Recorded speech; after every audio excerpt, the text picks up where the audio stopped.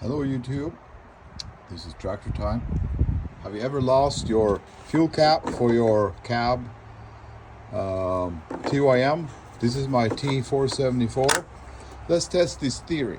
A lot of people have said if you get a early 2000s truck, your fuel cap will fit. Well, I have a 2004 Duramax. The lanyard for the cap is worn off because it's a 20-year-old truck. Let's test this theory.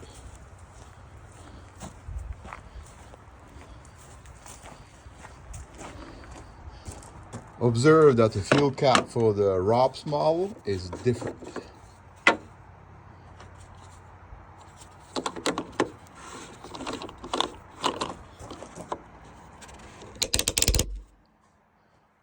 I'll be darned.